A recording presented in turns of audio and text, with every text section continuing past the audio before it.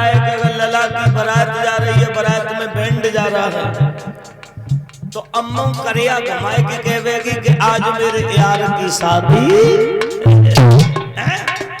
बाप को पता चल गया, बाप भी कहने लगा आज मेरे यार की शादी है।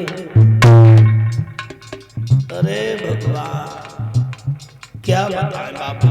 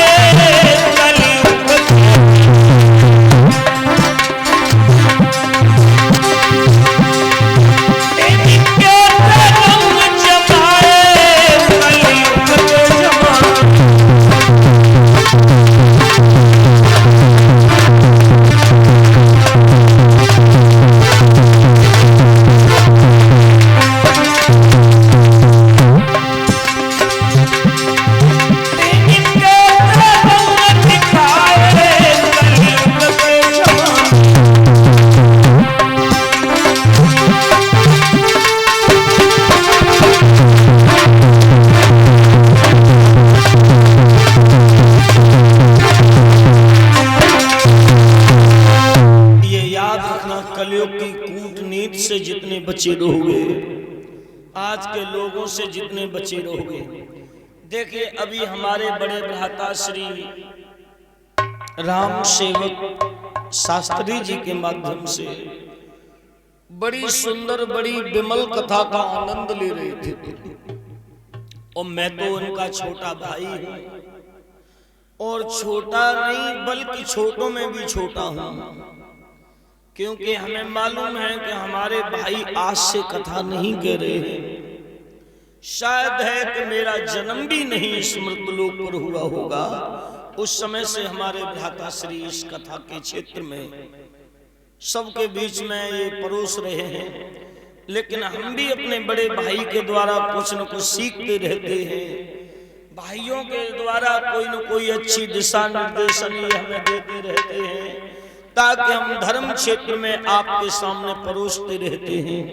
क्षमा प्रार्थी हूं मैं आपका, जो आज हमारे बड़े भ्राता जी तुम्हें बता रहे होंगे कि महाराज नहुष एक इंद्राणी के भोग के पीछे, एक स्त्री के भोग के पीछे पालकी में अजगर बन गए थे। कौन बन गए? सांप। और एक बात और कहूं यज्ञपति परिषद महाराज, अभी तुम्हारे बीच चंद्रवंश प्रवेश हो चुका है, और चंद्रवंश में हमारे भाई ने तुम्हें सारी वंशावली बताई होगी। चंद्रवंश का ये पवित्र ग्रंथ, पवित्र शास्त्र, पवित्र विद्वान ये कहते हैं कि ये इतना सुंदर पवित्र वंश है कि अगर इसकी प्रशंसा कर दें तो अन्य लोगों को थोड़ा बुरा नहीं लगना चाहिए। तुम श्रेष्ठ हो, तुम बहुत महान हो, लेकिन तुमने अपनी खुद की पहचान नहीं कर पाई। चंद्रवंश में बताया गया भागवत में 9वें स्कंद के 23वें अध्याय का 19वां श्लोक एक बात कह देता है, शाप समझाता है कि वर्णयाम पुण्यम सर्व पाप हरानणाम यदोर वंशम नश्वता सर्व पापई प्रमुच्यते। जो यदवंशियों के जीवन की कथा को सुन लेता है ना, उनके सब पाप ही छीड़ हो जाते हैं। क्योंकि जब भगवान अवतार धारण करके आए थे, उससे पहले मेरे प्रभु ने हमको सबको भेजा था कि जाओ तुम जाकर के वहां पर यदुवंशी बनो। तो हम यहाँ पर देवता बन करके आए थे, और भगवान ने देवता के रूप में ही हमें यहाँ पर भेजा था। लेकिन तुम देवता हो देवता, मगर जानबूझ करके तुमने कर्म गलत कर डाले, तो क्या करें बताओ। कब मुसलमान के लला की बारात जाए, किसी मुसलमान के लला की बारात जाए, तो जब निवाज का समय आएगा तो शादी करना छोड़ देगा, लेकिन निवाज पढ़ना। और भैया जो जाका हिंदू के लला की बारात जाए तो यज्ञपति महाराज 4 ब्राह्मणे पड़ गई हुए। कितनी? 4। और 3 ब्राह्मणे शेष रह जाए। और जो काऊ मित्र ने दूर से एक नंबर बनवा ली, वो कौन कौन सी होती है मैंने नाम सुना है लेकिन आगे तो जानता नहीं हूं।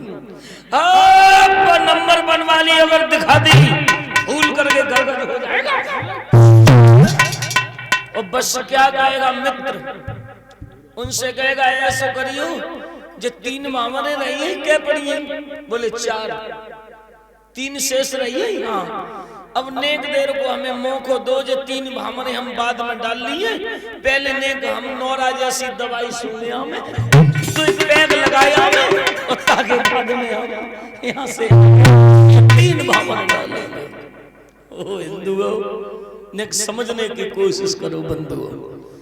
इन्हीं महाराज नहुष जो थे, एक बात और कहूंगा, पराई स्त्री से प्रेम करने वाला कोई सुखी नहीं रहा, क्योंकि वो स्त्री के होठों में इतना मुस्कुराहट में इतना जादू है कि इसकी जिह्वा के अंदर इतना विष है, इतना विष है, इसकी कोई था नहीं परीक्षित महाराज। और जाई के जीव में इतना अमृत है, इतना अमृत है, इस अमृत की भी कोई था नहीं।